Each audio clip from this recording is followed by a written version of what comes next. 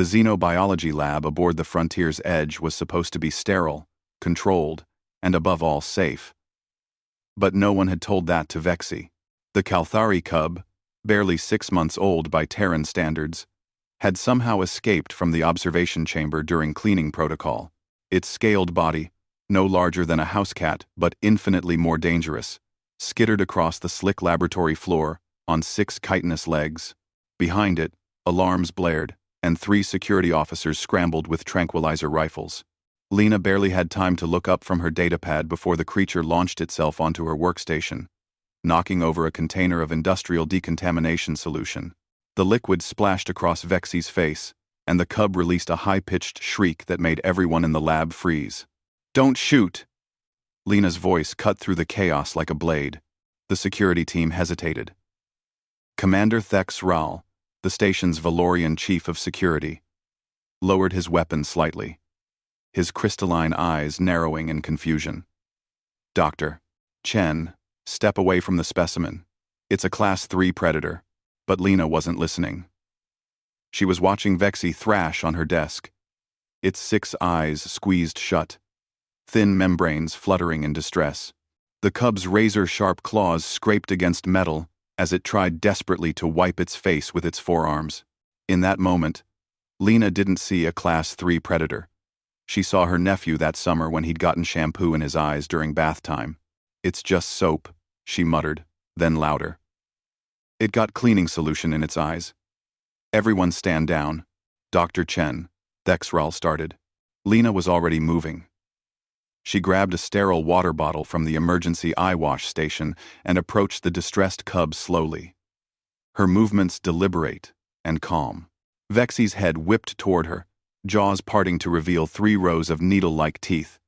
A warning hiss escaped its throat.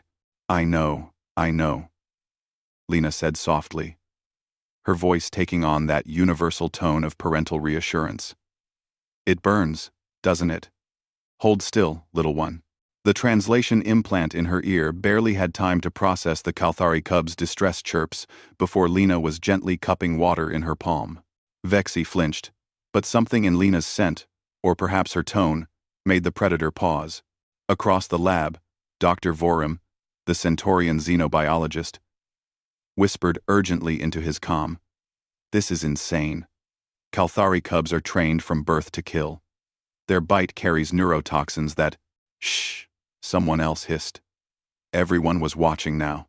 Lena brought her cupped hand close to Vexy's face.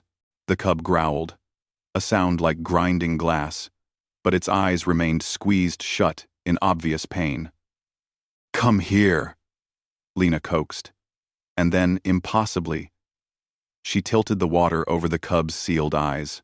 Vexy jerked, but Lena's other hand had already moved to steady the creature's triangular head, her thumb gently stroking behind what might have been an ear. "There we go. Let it wash out. You're okay." She repeated the process, again and again, patient and methodical. Rinse. Stroke. Soft words. The same way she'd helped her nephew, her younger cousins. Every frightened child who'd ever gotten something painful in their eyes. Slowly, Vexy's struggles subsided. The cub's rapid breathing began to even out. One eye opened tentatively, a startling violet, with a vertical slit. Then another, and another. 6 alien eyes blinked up at Lena, pupils dilating as they adjusted. The security team stood frozen, fingers still on triggers. Vexy tilted its head, studying this strange creature that had taken away the pain. Then, shocking everyone in the room, the cub pressed its scaled snout against Lena's palm and made a sound, a soft, rumbling purr that vibrated through its entire body. "Impossible," Dr. Vorim breathed. "Kalthari don't purr. They don't bond with other species." But Vexy was doing exactly that.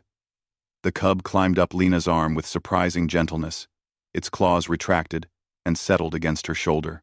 Its tail tipped with a venomous barb that could paralyze a grown human wrapped loosely around her neck in what could only be described as a hug. Lena glanced up at Commander Thexral, who still stood with his weapon half raised, his expression cycling through a dozen different emotions. Permission to return the specimen to its habitat, Commander? Texral stared at her for a long moment.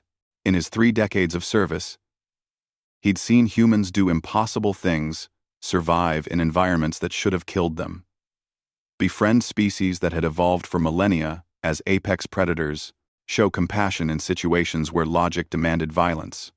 But this, Dr. Chen, he said slowly, lowering his weapon completely, you just treated a Kalthari predator cub like a human child. Lena shrugged, gently scratching under Vexy's chin. The cub's purring intensified. Pain is pain, Commander. Doesn't matter how many legs you have, or how sharp your teeth are.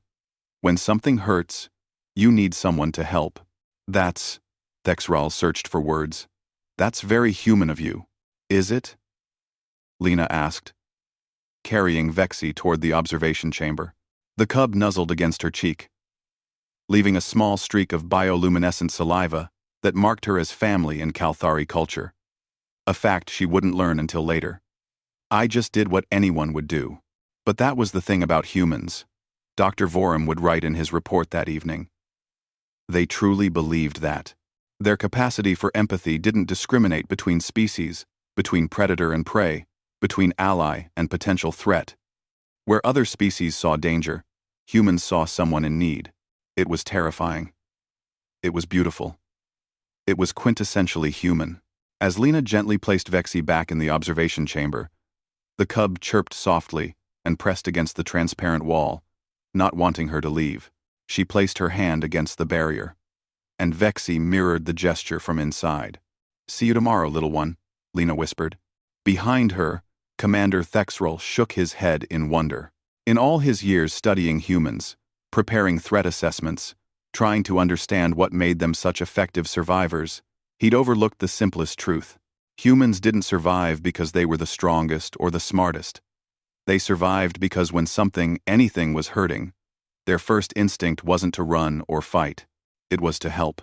Even if that something had 6 eyes, venomous barbs, and 3 rows of razor-sharp teeth.